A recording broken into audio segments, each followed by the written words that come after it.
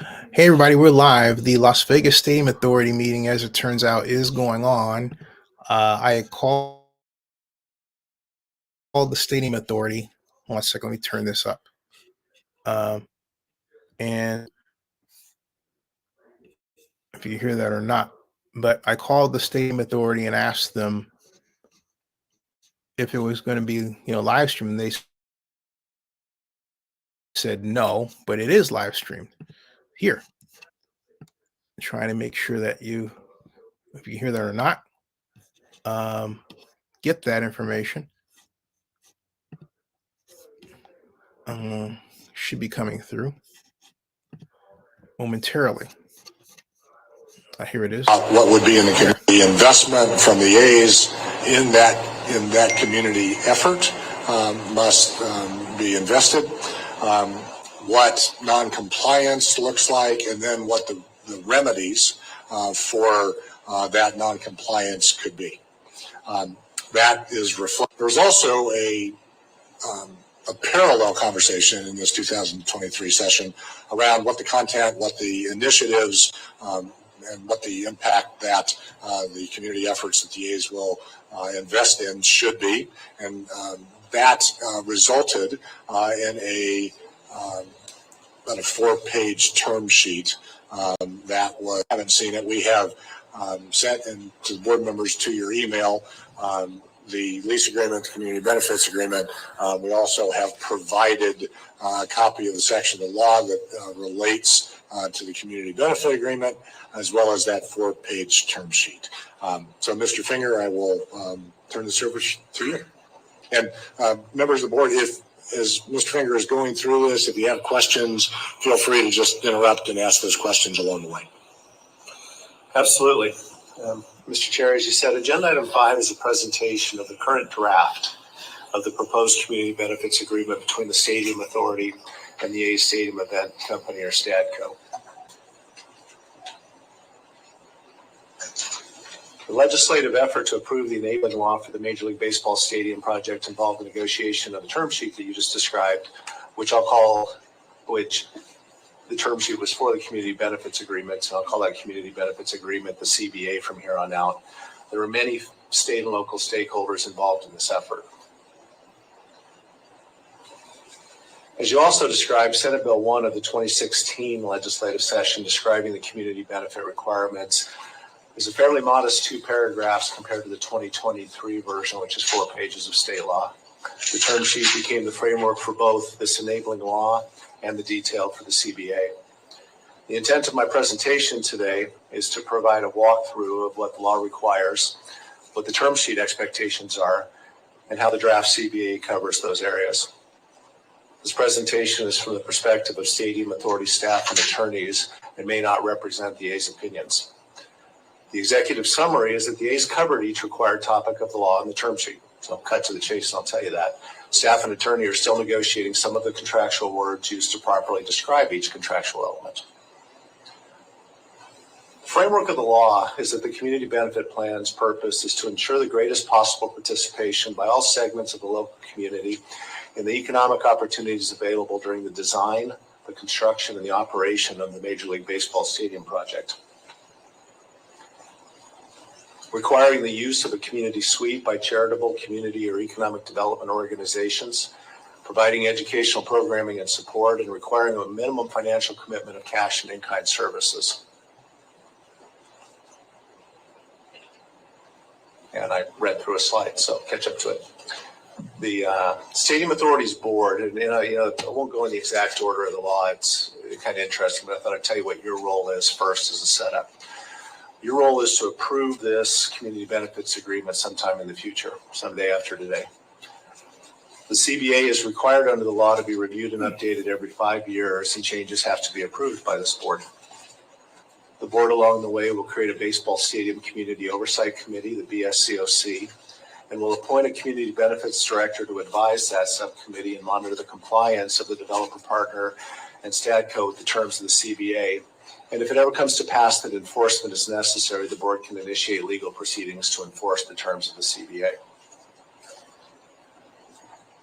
The Baseball Stadium Community Oversight Committee has a statutory role. They're responsible for overseeing the implementation and administration of the CBA, for enforcing those provisions, for issuing notices of determination of noncompliance if necessary, for notifying this board of either insufficient response to or insufficient cure of noncompliance if necessary. And they can ask the board to initiate that legal proceeding I referred to in the earlier slide if it ever becomes necessary. The composition of the BSCOC is statutorily mandated. 2 members will be appointed by this board, 1 each by the governor, the Senate Majority Leader, and the Speaker of the Assembly, and 2 by the Commission of Clark County. There's a minimum financial commitment that Steve referred to, and there's a sort of construction phase minimum financial commitment and an operational phase. So the minimum financial commitment is $500,000 per year from the calendar year of the county bond issuance to the calendar year after the calendar year the county issues the certificate of occupancy for the stadium. In each year after, it's the greater of $2 million per year, or 1% of the team's ticket revenue from the stadium. And when you go to read that, that is a slightly different articulation than the potential of all the ticket revenue sale in that facility. All-Star Games is an example of that. This financial commitment, and I'm going to go through a pretty long list of all the things in here. Steve said there are just a lot of areas that are worth consideration that are meant to be addressed in the term sheet. Some of them are very specifically inside the $2 million commitment, part of the spread of that amount of money around, and the rest of it's in addition to. And I'll kind of focus on the addition to. The requirements for workforce diversity, for living wage, for meeting the county high impact infrastructure planning efforts, for the community suite, and a couple other ones are outside of that $2 million, and generally everything else is inside of it. The topical areas of SB1, and in each of these I'll kind of try to go through what the law says, what the term sheet says. The law requires workforce diversity for folks who construct and operate the stadium, and also that at least 15% of the construction work be subcontracted to local small business. The term sheet details those diversity requirements as a construction workforce with a minimum 51% of construction work hours performed by minority, female, veteran, and disabled workers. This is captured in CBA section 1.1.1. This is the only time I'll refer to that. So every time on the slide you see a parenthetical CBA reference, this is a tracking device to the CBA, which follows a slightly different order. The term sheet further requires a stadium operations workforce with a minimum of 60% of event operation work hours being performed by, again, minority, female, veteran, and disabled workers. And that same minimum 15% of the stadium project's direct construction costs being allocated to local small business, which is enumerated in the law. SB1 requires the payment of a living wage to employees of the stadium project. The term sheet fleshes this out, requiring construction and operation employees to be paid living wage with benefits such as health care, and full-time employees of the team a living wage and benefit structure, including health care and paid leave.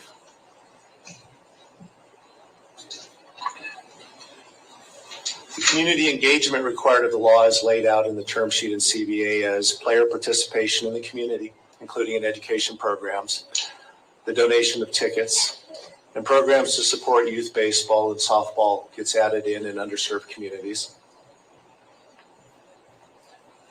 Requires veterans assistance in the form of appreciation game days, job programs, recognition, and nights for women veterans specifically. Appreciation nights and awareness days for a number of named groups, causes, holidays, heritages, and awareness efforts. Requires compliance with Clark County high impact planning requirements, improving community fields and educational facilities, and player interaction with community youth in clinics, uniform donations, and other activities.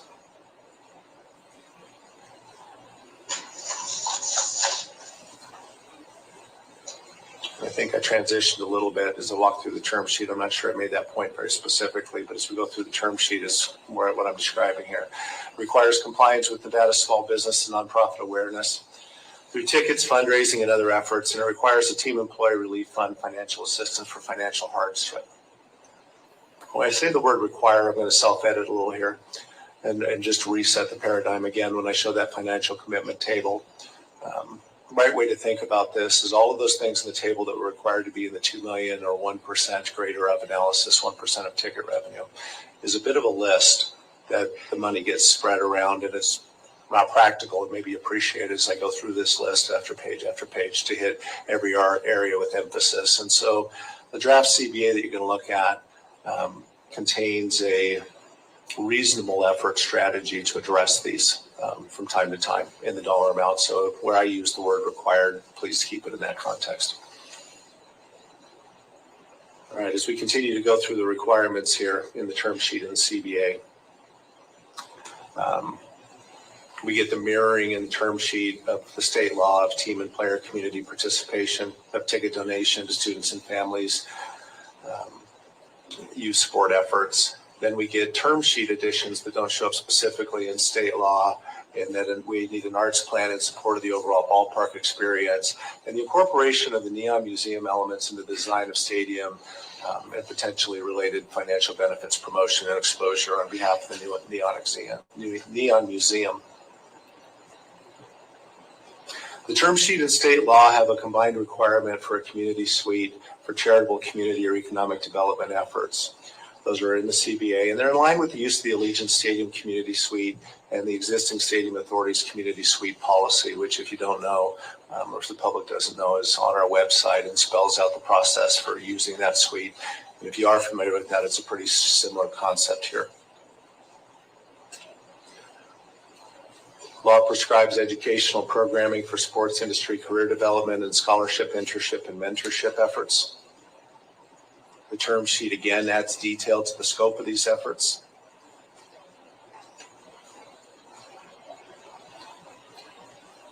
The CBA's coverage ends with concepts, or at least my reporting of the CBA's coverage ends with concepts of reporting and accountability that Steve mentioned earlier.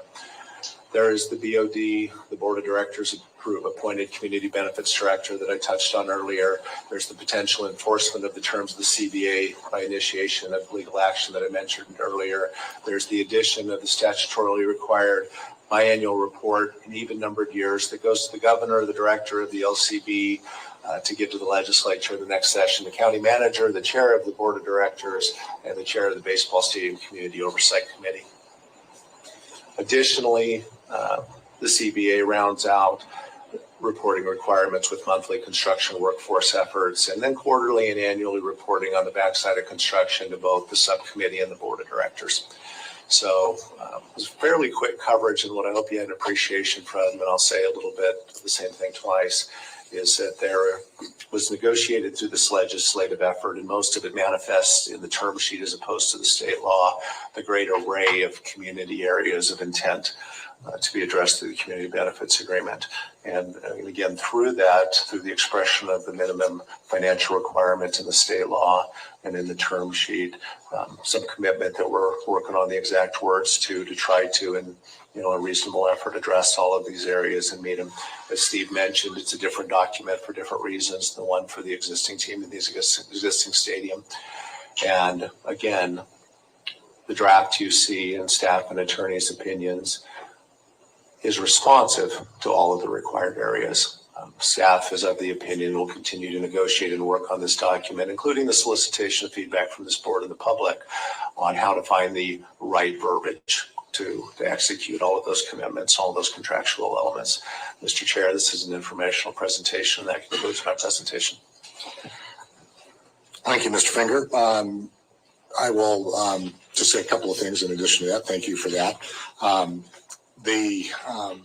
The idea here is to present the document in the form that it is right now, to allow the board, the public, the county, to take the next number of weeks and throughout the process until the document is finalized, to provide input if you have any along the way. Mr. Finger presented what's there right now. That can change, and with your input would. I'll kind of restate the point that Mr. Finger once said and alluded to both. The document is written in a way that there are as you pointed out, a number of topics that over a period of time need to be addressed. But the idea that the 2 million or 1% investment could make a meaningful difference in every one of those areas each year is not realistic. And so the document roughly says all of them will be addressed, but not all of them have to be addressed each year. And that process will be guided by the A's ultimately, but guided by the Oversight Committee. That Oversight Committee will be appointed. We will have 2 of the appointments, including the chair. And then the only other point that I'll reiterate really is that we will appoint a benefits director. And just try and be a little bit clear on what the committee is and the director would be. I would relate the committee as it relates to the community benefit agreement to this board, and the director to Mr. Finger, who is staff for this board and can be there and help do the work that is necessary for that committee to exercise its function when those people are appointed without having to come to work every day or periodically throughout the process. So are there other questions or comments, Mr. Weekly? Yes, so understanding that there are still a number of steps and hoops to be jumped through, is there a timeline that's been presented or that's in the workings in terms of like, you'll be working with the state, you'll be working with local government in terms of the appointments, putting this committee together? Is there a timeline that's been established as of yet as it relates to that? That's the first point. First part of the question. Yeah, not formally, Dr. Weekly. I walked through kind of when the financial commitments kick in, and those are built around this. There's a series of processes that are similar in most cases to what the Allegiance 80 was, processes of commitment to relocation and certain findings and things that have to happen.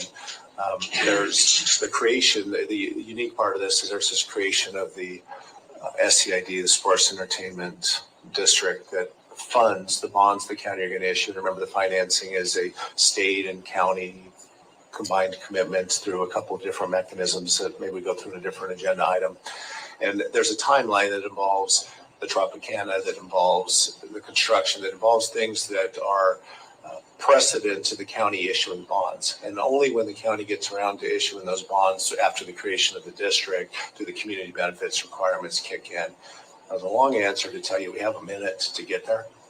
So we're going through this process of getting the CBA put together.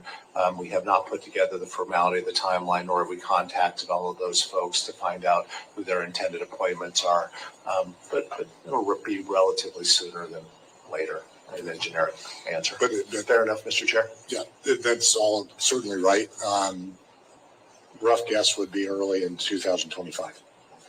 And then as it relates to Mr. Hill's point, Mr. Chairman's point, when we get to those commitments, although it says you don't have to review on an annual basis, what procedures would be in place in terms of accountability to make sure you do what you say you're going to do?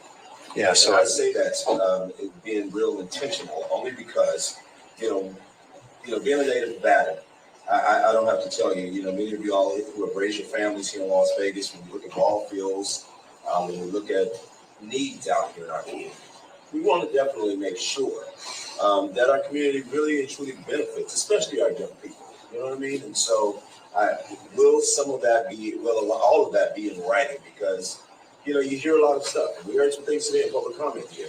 I just want to make sure that things are in writing. Things that have been promised to this community, that it happens. Sure. I think the legislators, the lawmakers that put this together, and the A's and everybody who participated in the effort, put together a pretty reasonable foundation of reporting and accountability there, including the appointment of that community benefits director, the roles and responsibilities of the board and the subcommittee. You're reporting staff's intent and staff's prediction of this as you're reporting through the construction period, as already committed to, will involve the monthly reporting of the workforce requirements of the workforce, meeting of the workforce requirements, will involve quarterly and eventually, this mirrors what you and I have talked about with the other committee, eventually I think once they're stable and there's a community benefits program in place, has the potential to transition from quarterly to annually reporting once there's establishment and stability of the effort. Thank you, Mr. Chairman. Yeah. And Mr. Weekly, in section 2.7 of the community benefit agreement is the public reporting section. So when you have a chance to take a look at it, would certainly welcome any input you have, but that's the initial draft in the section in there. Sure. Anybody else? Mr. Cronin? Mr. Finger, you mentioned public involvement and public feedback. What's the best way for the public to send feedback? How can they participate in that process if they wish to at this stage? To send it to me. I was going to joke and say to send it to you, but I don't know if we're there yet. Thought that too.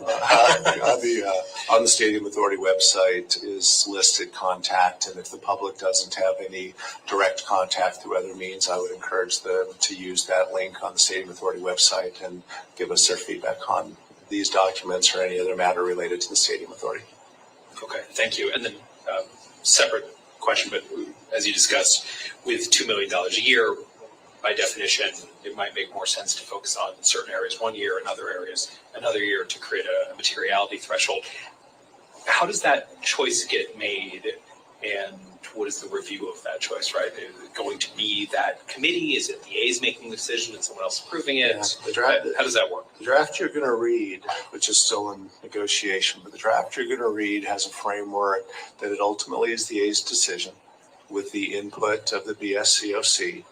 There's a reasonable commercial decision-making framework around it with an intent within that framework to address each of the topical areas. So all those things over again, that's what you read. Still being negotiated. Final words, TBD. Yeah. Okay. We need to eliminate stadium from that title so that it's not the BSCOC.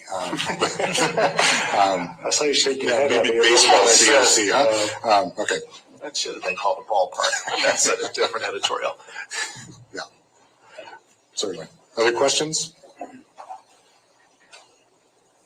Can we still use punch if we want to instead of curveball? Yeah, sure. Any pun's welcome. Yes. Yeah. Okay. Thank you, Mr. Finger. We will move on to agenda item 5, which is the lease. What is it, 6? Oh, sorry. Okay, it is 6. No, it is 5. Okay. Yeah, no, and in a minute I will turn it over to Mr. Arnold. The lease is, the requirements for this lease are outlined in section 22, primarily in subsection 3. And they are that the lease must be for at least 30 years, that we grant the A's full operational control. The A's must maximize the utility of the stadium, that the Stadium Authority will not interfere with STADCO operations, that we establish a minimum standard for maintenance, and that the A's must maintain a premier world-class stadium. We have to make sure that the A's are responsible for all losses as it relates to operating the stadium. They are also responsible for any cost overruns in construction, but that's a part of the development agreement. It requires that we have an annual audit, and it requires the Stadium Authority to abide by the confidentiality provisions that are in the law. I think that's section 24 in the law. And it requires the A's to fund a capital reserve. We're fortunate in this case where we have had the opportunity to start from scratch from this process with the Raiders and Allegiant Stadium, created what I referred to earlier and I completely believe is a model document that has worked exceptionally well. It provides a very good starting point for this conversation and help to expedite our ability to get here today. One of the, and probably the largest difference between the lease at Allegiant Stadium and the lease as it is here, and this is both contained in the law and is contained now in the draft lease document that you have before you, is that the Allegiant Stadium law and the Allegiant Stadium lease contemplate what happens for 30 years. They are silent, both the law and the lease, on what happens after that 30-year period, other than the fact that the law says that the Stadium Authority Board has the responsibility and the discretion to do what is in the best interest of the public with the stadium moving forward, and that we have the authority to do that within our jurisdiction of overseeing and potentially operating the stadium itself.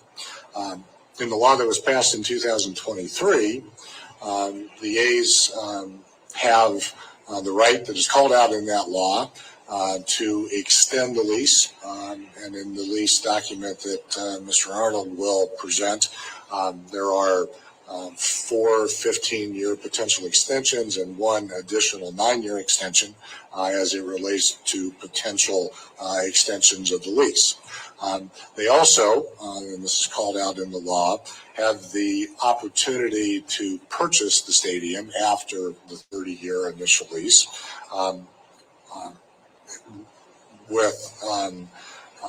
in conjunction with an appraisal that the Stadium Authority would commission to guide that potential effort. So those are a couple of ways that we could reach an ultimate resolution here on what happens with the stadium.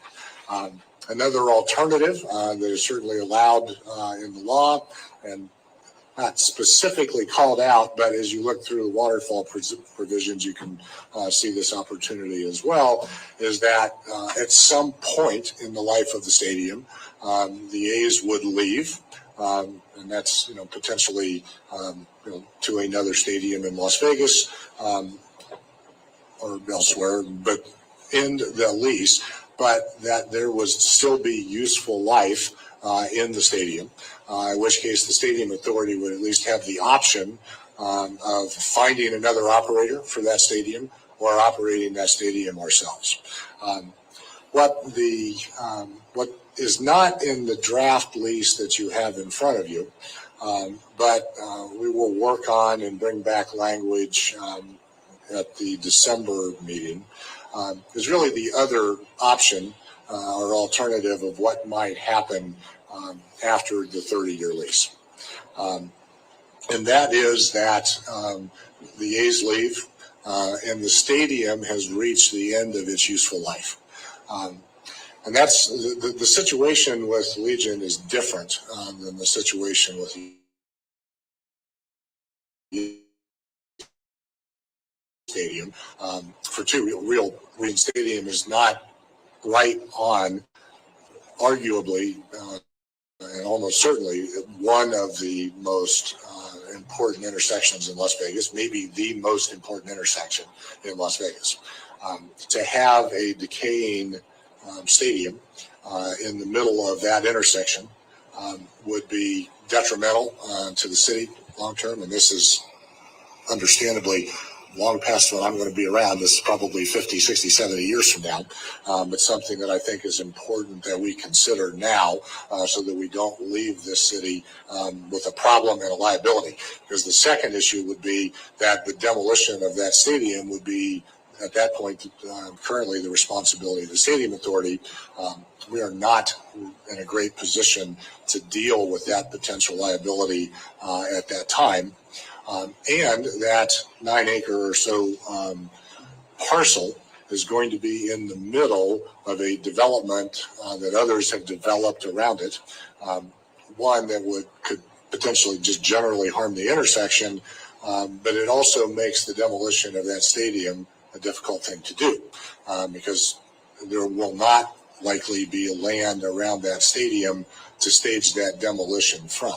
So that liability is something that I think we should work in the interest of the public to avoid.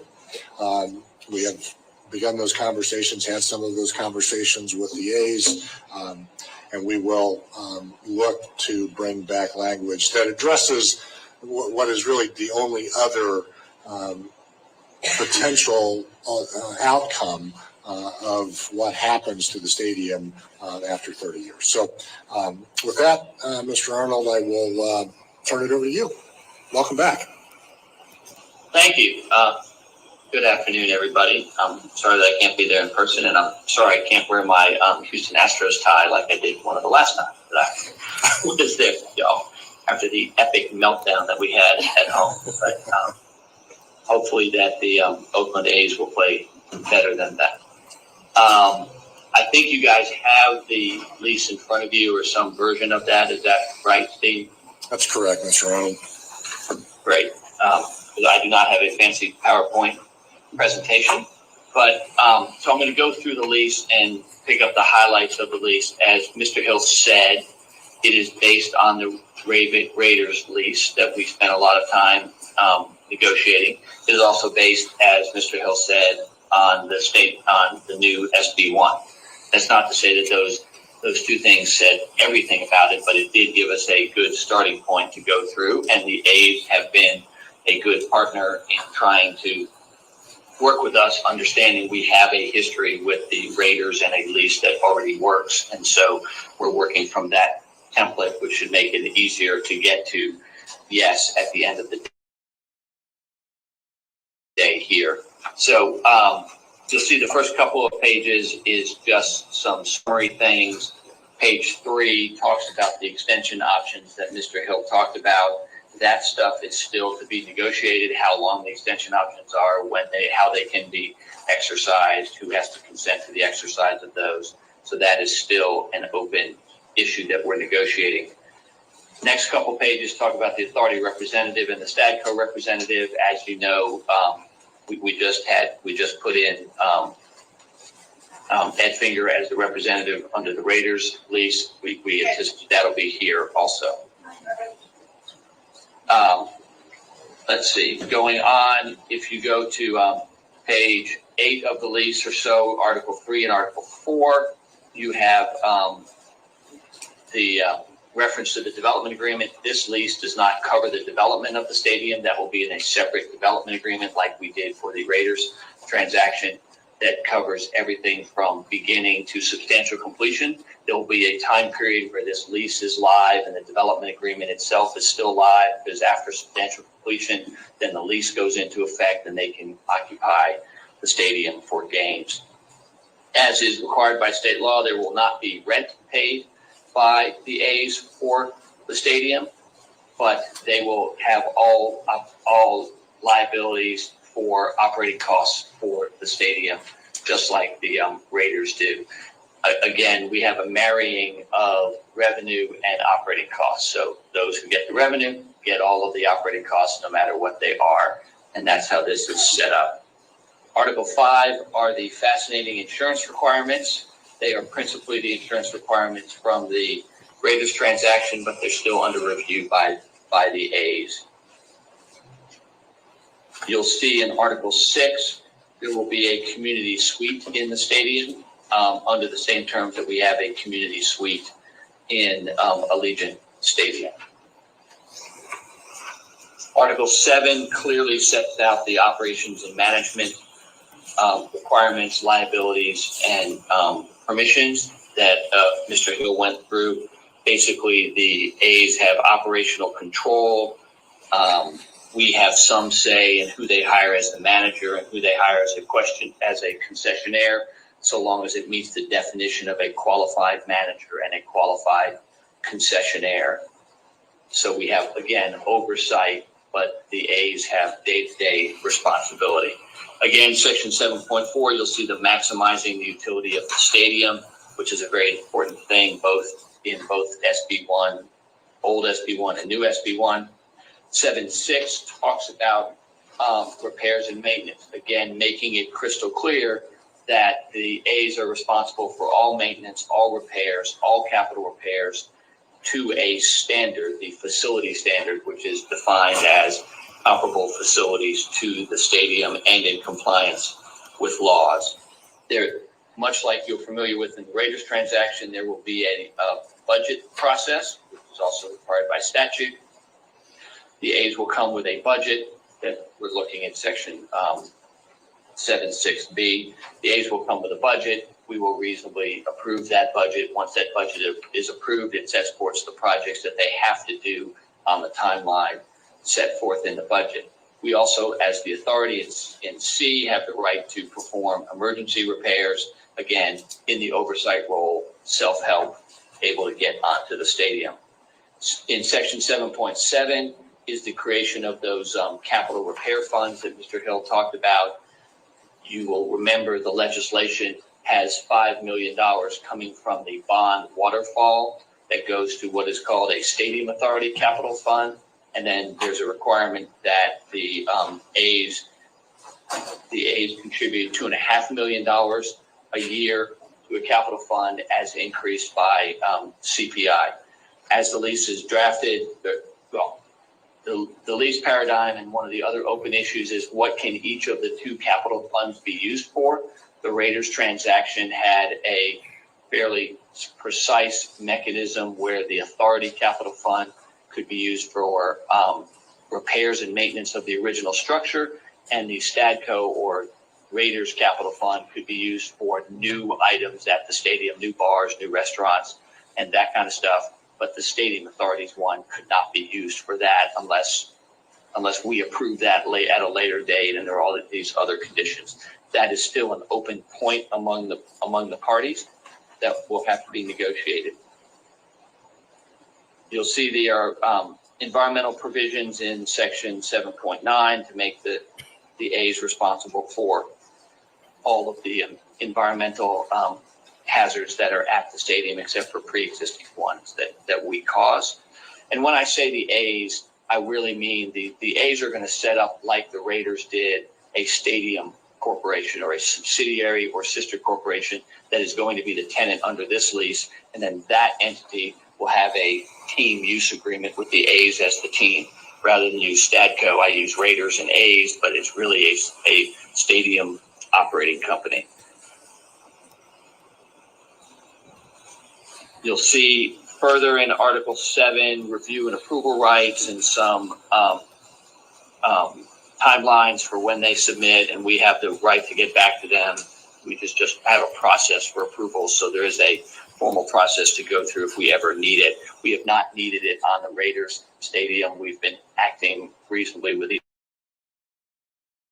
each other on that. Section 715 on parking still remains to be fleshed out and developed. What the parking is going to look like, that we are going to require them to secure for the stadium. As you might imagine, acres, there is not enough on-site parking for the stadium, much like there's not a bunch of on-site parking at Allegiant Stadium. Article 8 is some protections on liens and on additional work. This gives us, as the stadium authority, the right to approve certain material additional work. Again, alterations of the stadium. The A's, because they control the stadium, just can't come in and, tear down left field or whatever they would do. We have some oversight role in that, not to be unreasonably withheld. There's some language in the lease trying to cabin or put within parameters the stadium authorities' review and approval rights. That language still remains under discussion with the A's. As you move on through the lease, Article 10 is the indemnification provision. Again, principally the same as the Raiders transaction. Article 11 starts out with the purchase option. As Mr. Hill had said before, one of the differences between Allegiant Stadium and this stadium is the right of the A's at the end of the lease to purchase the land and the stadium back from the authority. Those terms are in here, but they are still under negotiation right now as to what they will finally look like. You've got your standard condemnation provision in the off chance that the stadium, that there's any eminent domain actions and what happens there, like you would have in any kind of lease. Article 12 is damage and destruction for casualty, again, like you would have in a standard retail lease, but a little more complicated, those provisions. They're principally the Raiders provisions. We're still negotiating certain thresholds that would trigger certain rights of the parties to terminate, force rebuild, how the money is handled, that kind of thing. You will see again in Article 14 our the audit rights, where there's an independent auditor where they have to do an audit, and the A's have to do an audit and present that audit to us, and the results of the audit and a compliance certificate that they're in compliance with the terms of the lease. And then Article 14 or 14.2 is our ability to do reviews of their books and records as it pertains to things in the lease.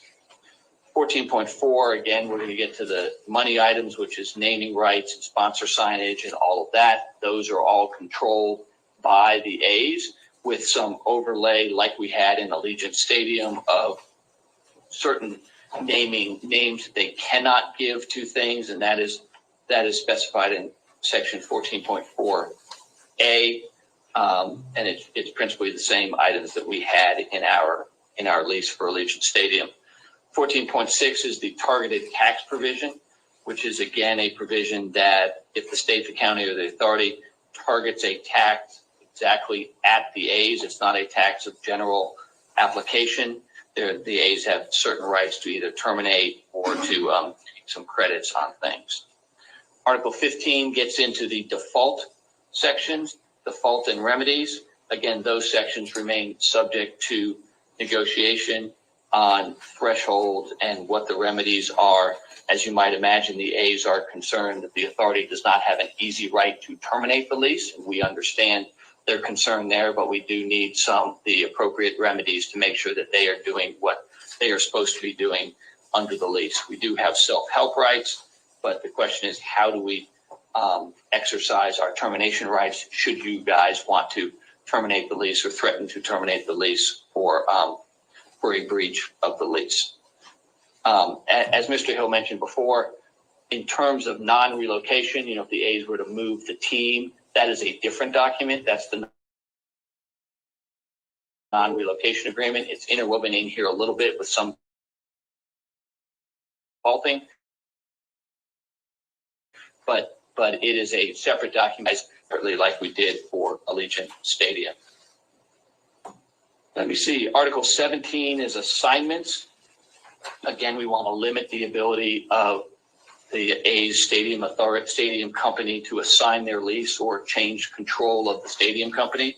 These provisions are principally the same that they were in the Raiders transaction, and you'll recall from them, we agreed that if the league approves a change of control, then we can't say no to that change of control. So we're relying on the league to do the right thing, which is a standard provision in all of the current NFL, NBA, and MLB leases. There's a long provision starting in section 17.2 about leasehold mortgages.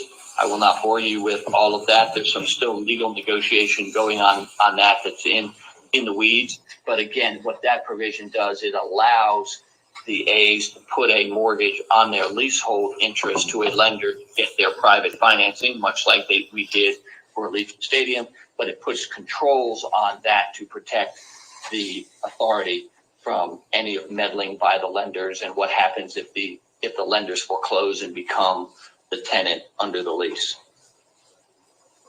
And that, we have some alternative dispute resolution in Article 19.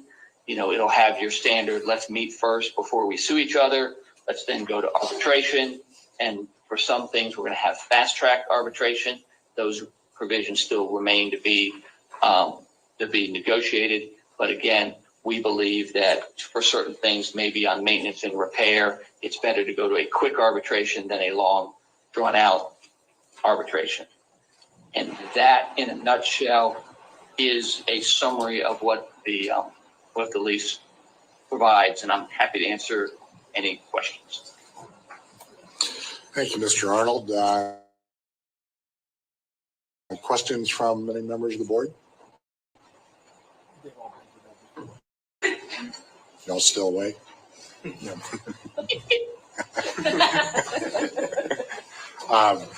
Yeah, thank you, Mr. Arnold. We all realize that handing you, 80 or 90 pages of documentation and going through it in a nice 20-minute time frame, and well done, Mr. Arnold.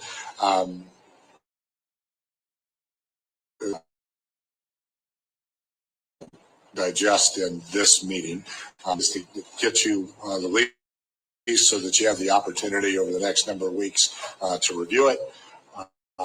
Any questions you may have on the lease or the community benefit agreement, please contact Mr. Finger, and he will facilitate getting you an answer or take the input that you have. As one more time for any questions anybody might have, and if not, we will move on. Okay.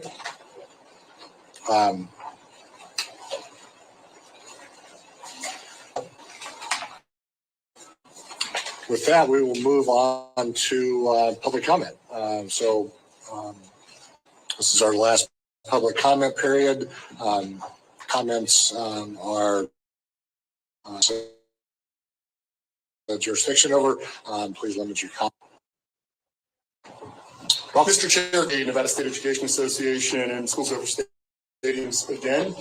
Since this board has received updates on the A's Stadium project, I thought we'd provide an update on the recent activity of school stadiums and our efforts to prioritize public education in Nevada ahead of tax breaks for out-of-state billionaires. In September, stadiums filed a referendum petition on SB 1 with the Secretary of State's office. This referendum specifically uses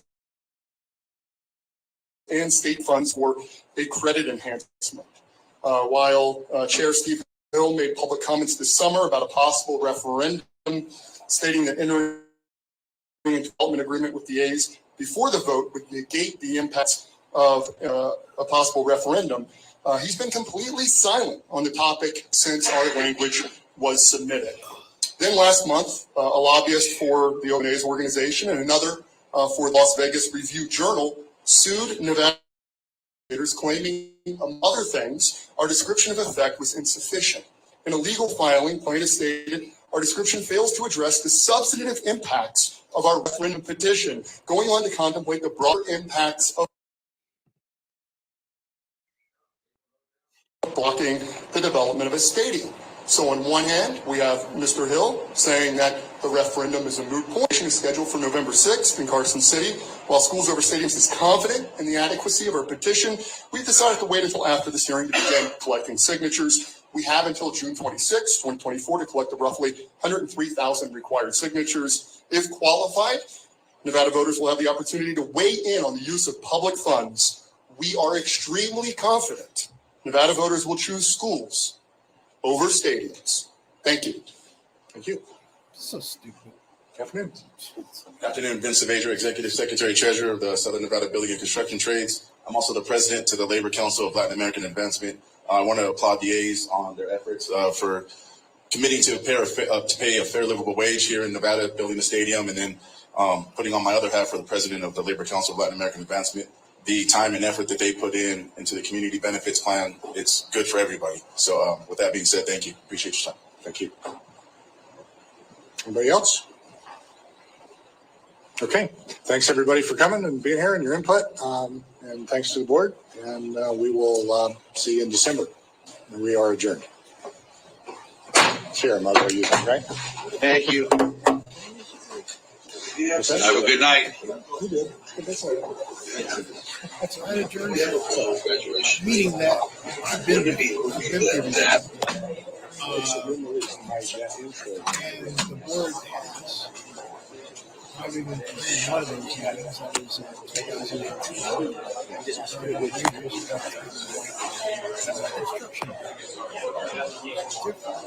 Similarity between that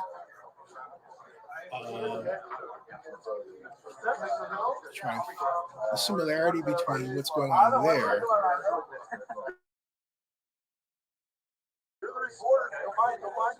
What's going on with the sound here? But that was weird. It goes back and forth.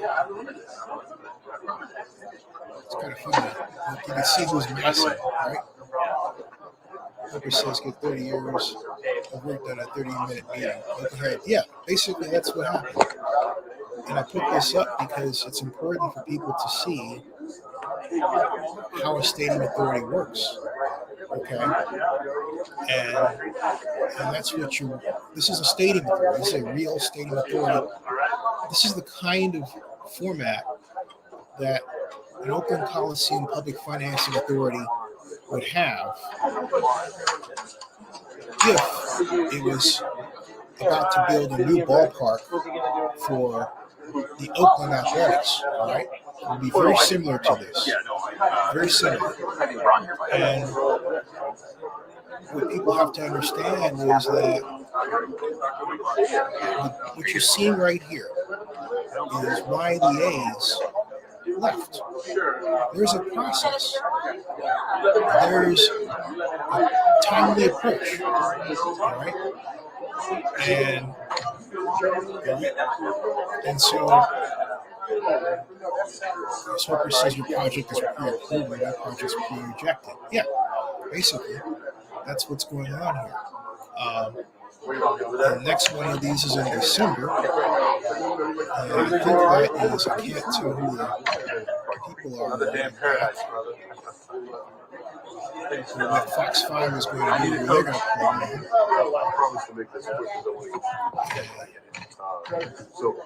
Tell me when to go. If I'm not mistaken, that looks like I thought that was Peter Guzman in a Latin chamber, but I don't think that's. I don't know if that's him or not. I'll be quick.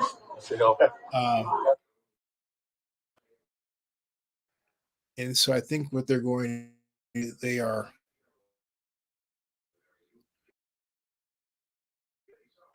trying to get it all together there. Title is Peter Guzman, president of the Latin That is. That's Peter. Peter's like the rest of us gotten older and grayer. What are your thoughts on where this is going?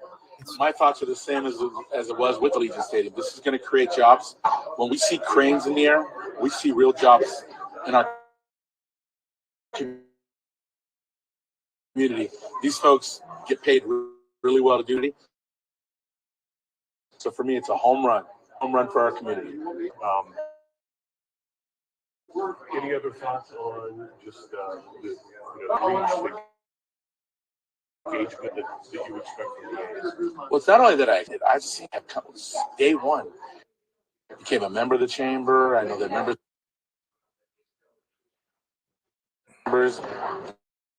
They really have.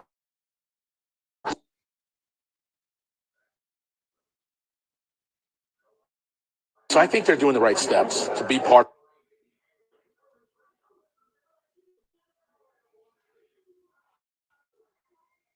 Sorry, folks, for of our community. Thanks, Peter. Thank you. Good to see you again. It's easier to walk around it.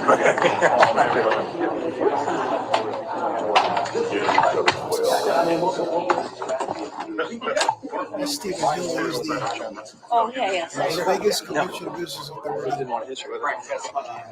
Ron, where are you going to go? Wherever you want to go. I'll see you. I'll be in sorry. So we're keeping your road great. As far as this way, where are we? Well, I mean, we're just at the starting point. The legislature has given us the opportunity to make this happen. We're excited about it.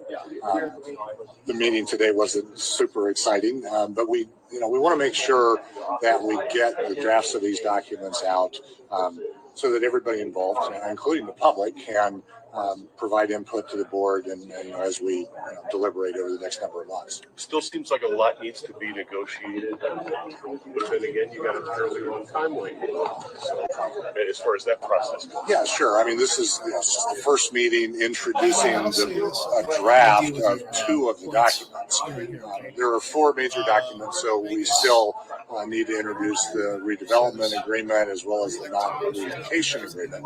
But I think the Stadium Authority signed about 30 documents for the Allegiant Stadium deal, and there will be a similar number of those. Now, many of them are not all that complex, but you have to go through a number of findings prior to signing these 4 documents and then requesting the county issue bonds. One of the big issues is the community outreach that is expected from the A's. Yeah. Are you satisfied at this point that it will be similar to what we have seen from the Raiders? Well, actually, this document needs to be an agreement between the Stadium Authority and the A's. And as I mentioned, during the legislative session, there was quite a bit more work done to make sure that's either in the law or in the term sheet that was agreed during the legislative session. I know the county and the public will continue to have input, but this is a much more robust document. The Raiders' effort is broad and has been great in the community. And just a part of that is reflected in their disagreement. I think will reflect what the breadth of what the A's will do.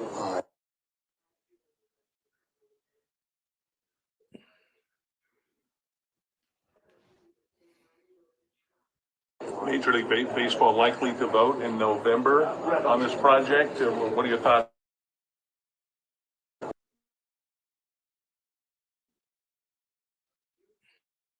You could miss it, frankly, what Las Vegas brings to professional sports when they locate here. The success of the Knights, the success of the Aces, what this has meant to the Raiders, and what it has meant to our community has been fantastic.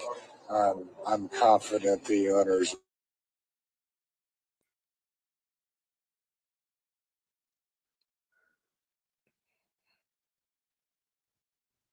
You've been told they will vote in November? I mean, it's speculated pretty much that they will. Well, I've read that too. They have not told me that, but I've seen that that's probable. Any chance of hosting a meeting in the future? Well, we hosted one a couple of years ago. Yeah. Now that we think we have it, I think that's certain. Sorry, folks, this is buffering on the other. Certainly something that we can talk to them about. So you feel it was appropriate to talk about it? So you got this live stream, but then the buffering is started months before the NFL voted to allow the move. And we need to get this work done. And this work is going to take the amount of time that we have allocated to do it. So getting started is the right thing to do. Is the schedule pretty much still for demolition in late 2024? That's still No, I don't know that ever was the schedule. I know that the A's are responsible to provide the Tropicana with at least 12 months notice. They can't do that until they're ready to move forward. So that's closer to the beginning, sometime early in 25. We're talking about time. I said late. I bet you they beat them. Do you think the authority has been able to save by having the Allegiant Stadium agreement kind of as a framework, a template? Well, I don't know how much time it will necessarily save. It saved some time in being able to have a document that was worthwhile to unveil today. That's really helpful. But there are still the steps not really determined by the amount of work, but just all the other issues that have to be resolved around these documents. It did save some work. There's no question about it. Having a piece of paper with words on it to start with is a lot easier than a blank page. Was this effectively the first step in sort of taking control of the process now, as opposed to the legislature where that was the case in June? Okay, so the live video is ended by Fox 5. And so with Stephen Hill, I think they ended it. Let me see if I can refresh. They said they're having trouble playing the video. Not sure why. It says learn more. Let me refresh the screen. Stop. Let's see what's going on here. Never give up the ship. All right. That's it. We got a lot of the ship. Hmm.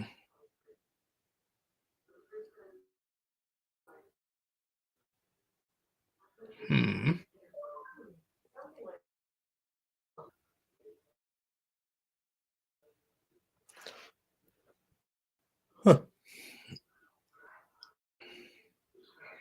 Oh, here it goes. It's coming back.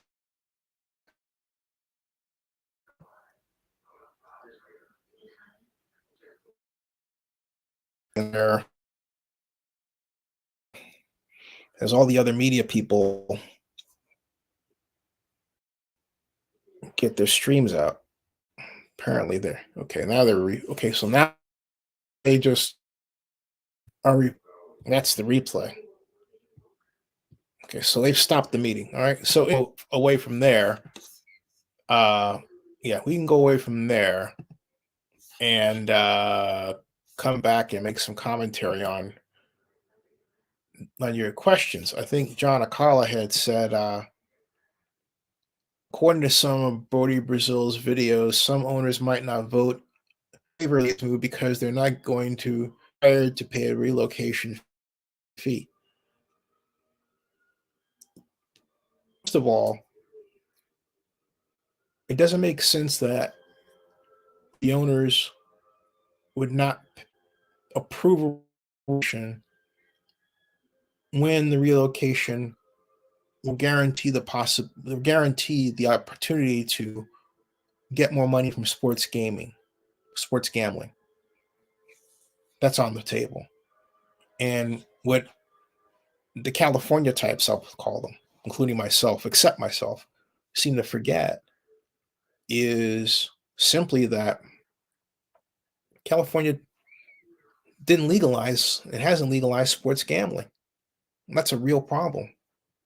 I know I had Alameda County Supervisor and friend Nate Miley on my show much earlier this year. And in a part of it, he stated he was absolutely opposed to sports gambling. So how can you stay with the state of the art if you have local elected officials who are opposed to it? At the same time, you've got municipalities like Atlantic City and states like New Jersey and of course Nevada and now the majority of states having legalized sports gambling, leaving California on the outside looking in. The trouble is that California doesn't realize it's on the outside looking in. And that's the problem. Okay. So you're choking off the ability of a sports organization to make money that it could make someplace else from a source that has now been declared legal by the Supreme Court. Makes no sense to me. Well, it makes some sense.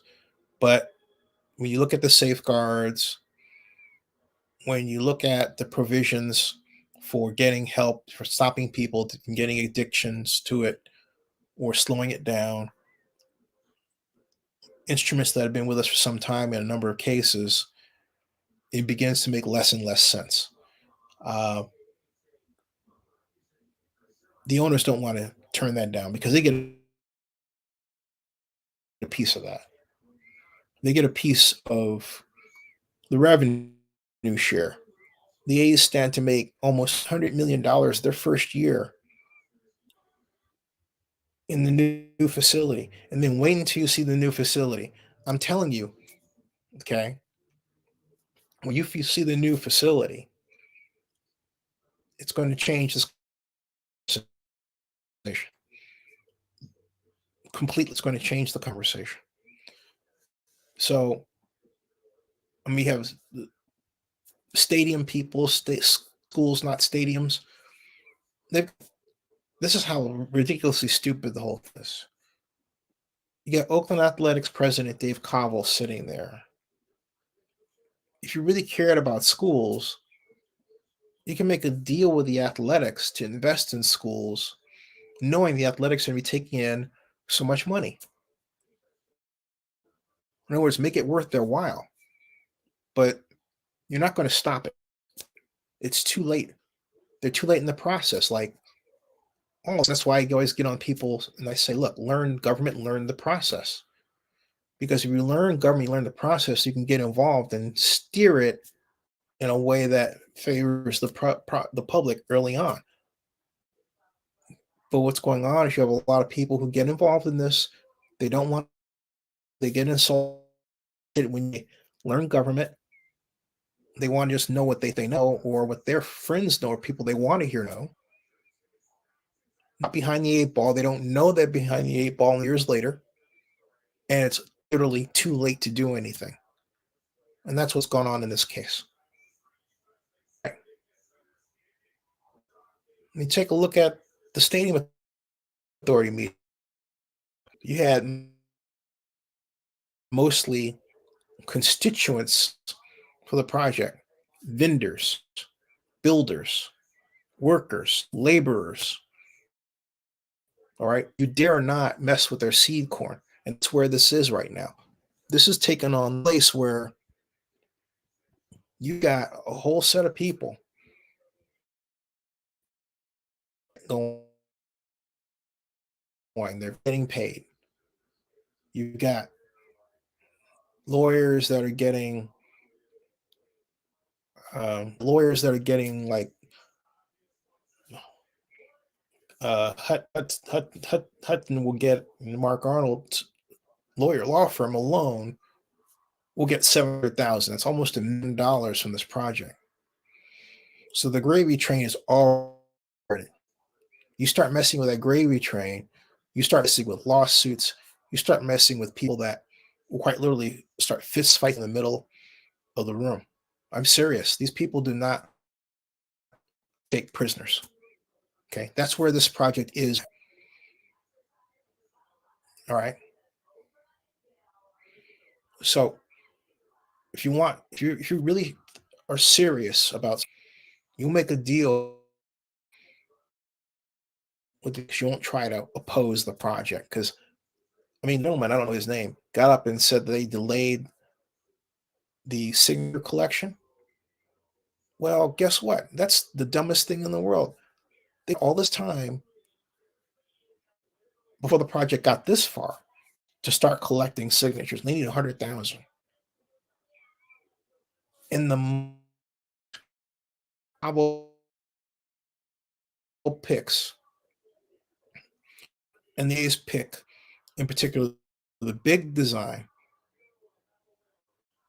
and the HNTB, that will be game over right there, because it will be a giant signal that, first of all, you've got this process starting and all the processes thing. All right. In Oakland, we didn't have a process.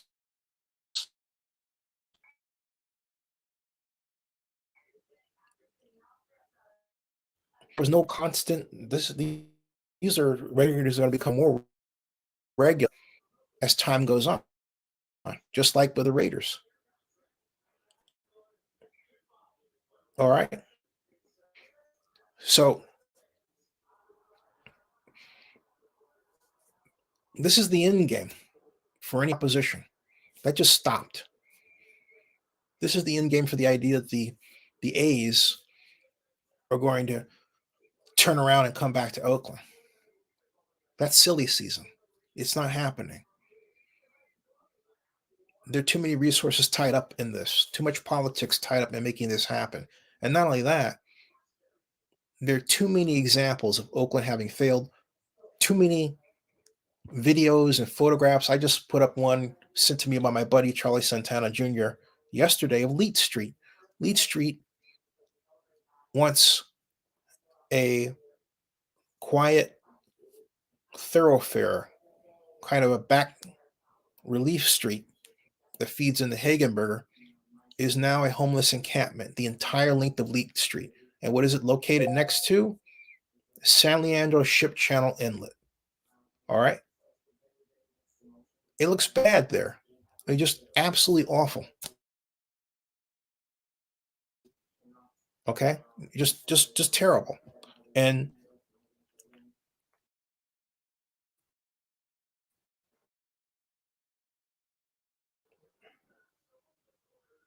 it's happened because no one did anything to give money to the homeless people. I'm not saying move. I'm saying give them money. This is all about people not having money. So you say there are millionaires and billionaires working on this. Yeah, sure. But there's mechanisms where we could get money to people who need it the most. But all the people who claim to want to help those people do nothing to get that money. They do a lot to create jobs for themselves based on the idea that you need to fight John Fisher and all this. So it becomes yet another nonprofit searching for grants. I'm just being honest. Basically using the misery of those people as the raison d'etre for their livelihood. That's terrible. And then doing nothing for them. Okay? All right. John says there may be a few stubborn owners that will vote no, but not enough to vote to fail. No. This could very well be unanimous. All right. Don't discount that. You're quoting somebody that doesn't want this to happen. I get it. I was there with the Raiders. I get it. I've been there. But what Mr. Brazil and Casey Pratt and other people have to understand is that there's a process by which these stadiums are done that people like Mr. Arnold have become experts on throughout the country. Okay. In Oakland, what do we have? We call on public financial management, and they don't have any experience at this sort of thing.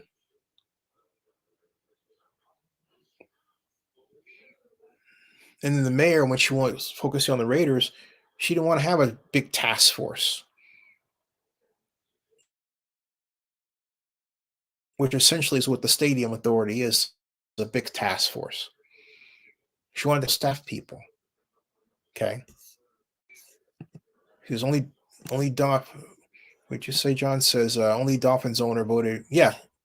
And then I saw him, and Mr. Ross, we had a conversation at the Frescoes. I ran into him, the steak restaurant in Phoenix, just down the street from Biltmore. And he said that he didn't think Mark Davis had the capital required to maintain the Raiders there. And I think that's what he was looking at. And he knows he wasn't thinking about, well, he was thinking about some things that did kind of happen that you have to go into debt to deal with. But I think at the time, no one envisioned. I did. Mr. Ross didn't think his view would be different. The market reacted to the availability of Legion Stadium and already popular entertainment destination, Las Vegas. You have to remember something. Everything else aside, the simple fact of the matter is that never had a facility of allegiance, 6,000 seats. Okay. All right. Never had that. And all as Sphere gets going,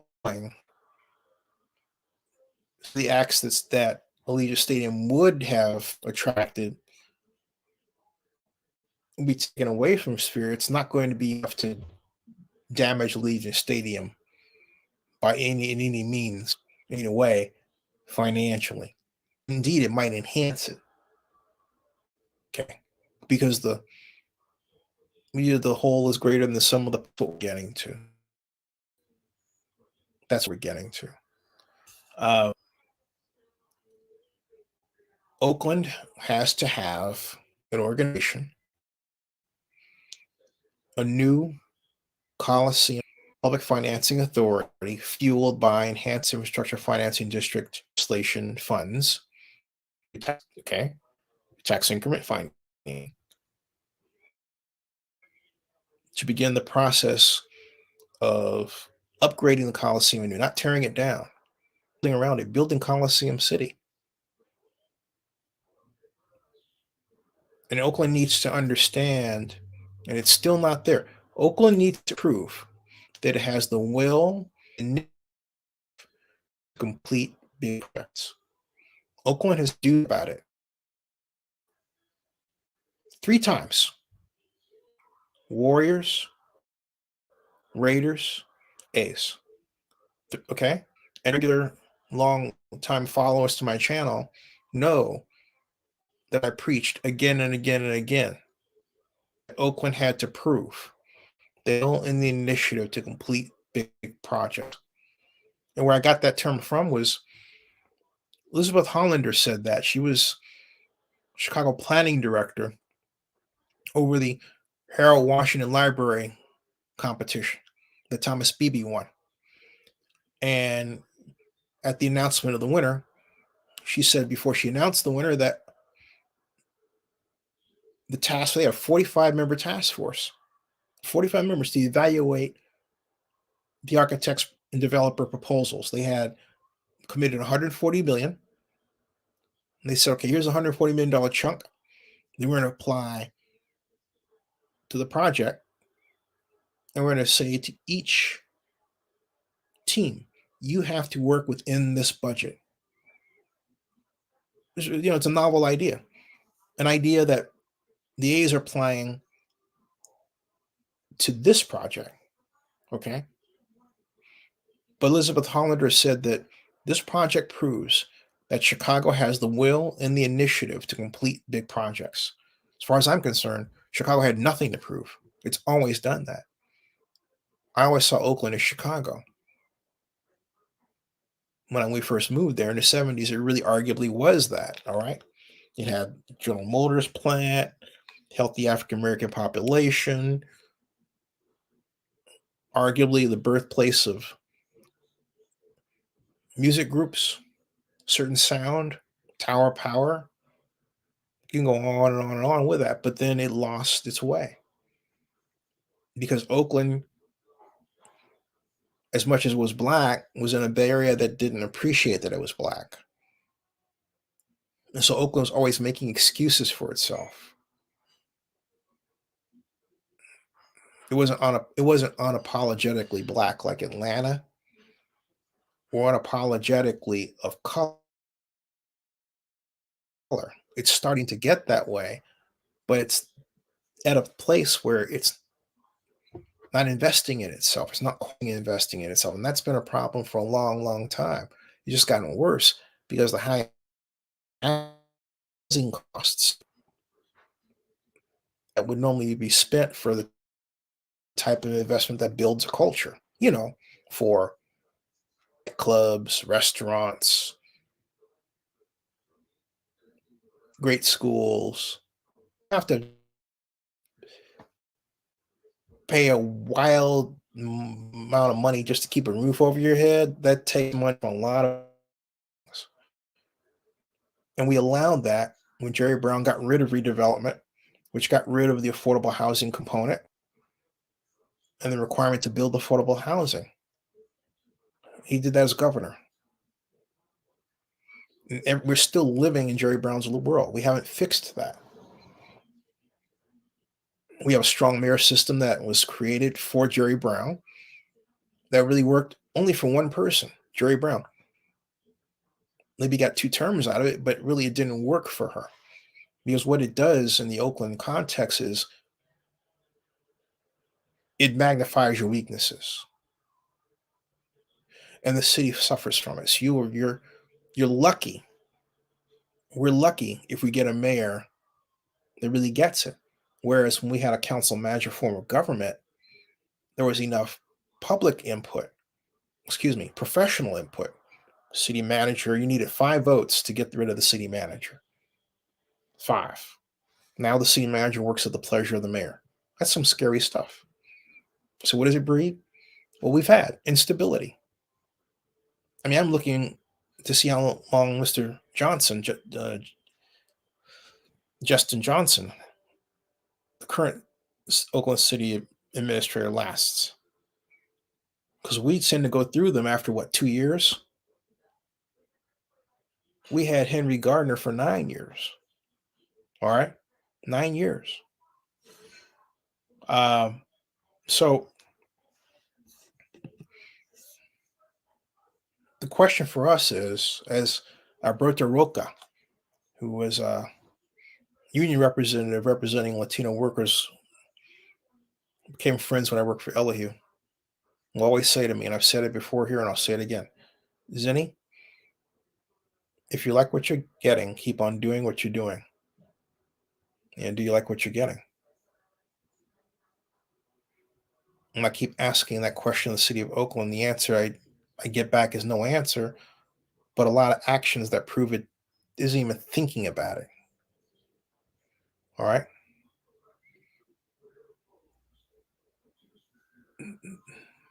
So this is a red letter day. I hope you see it as a red letter day. I hope you understand that it is a red letter day.